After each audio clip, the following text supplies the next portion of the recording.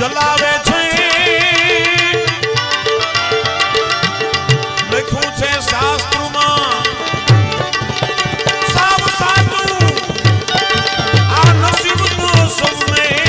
નચાવે છે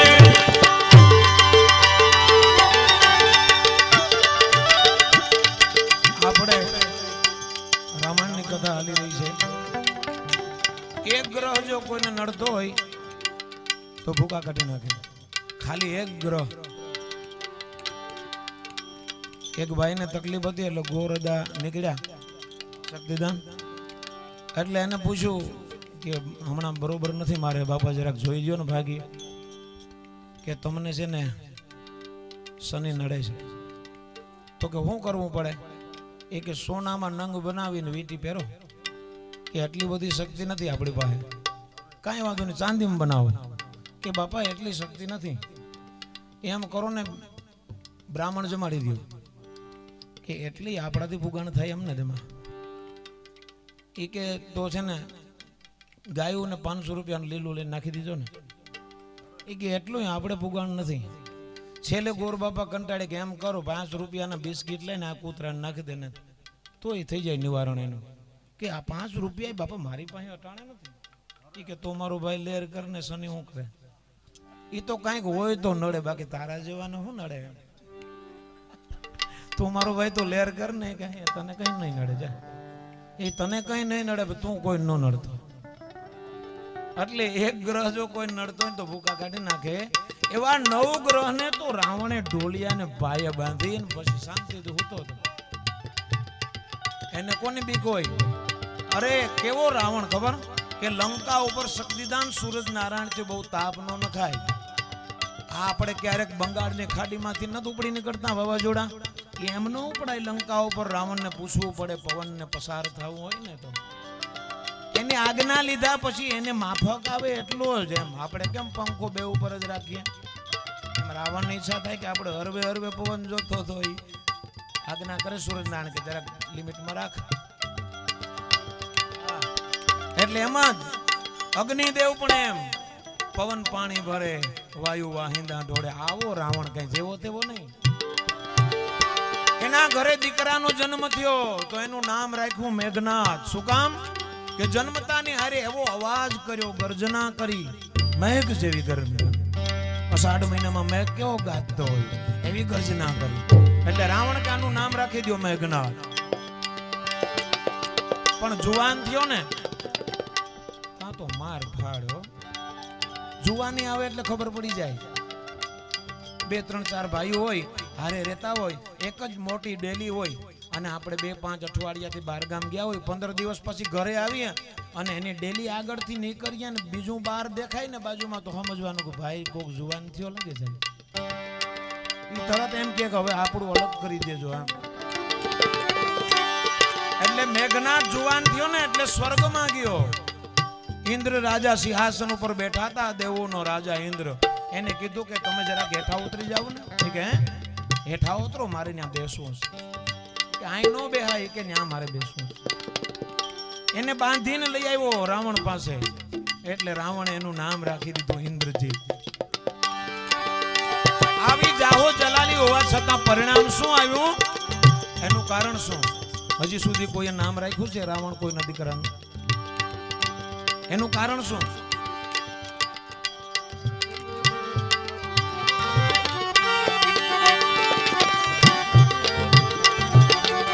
એક નાનું એવું પૂછું વાનરનું આખી સેના તો પછી ગઈ એક હનુમાનજી મહારાજે આખી લંકા જલાવી દીધી કારણ કે એમાં રામનું નામ નતું રાવણ પાસે નીતિ નહીં ધર્મ નહીં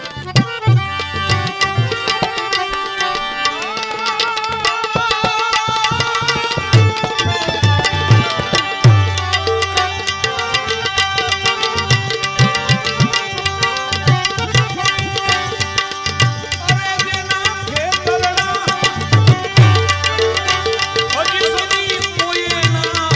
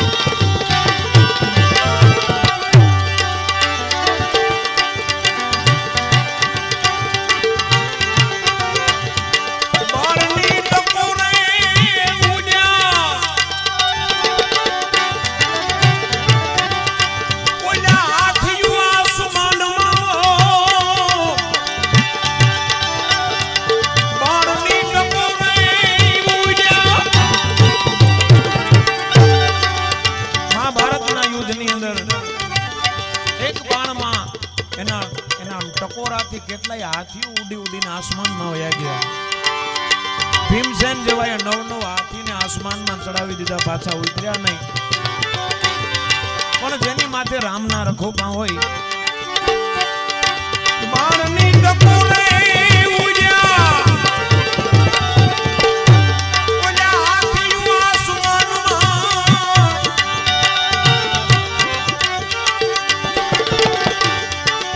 પણ ઓલા ઈંડાની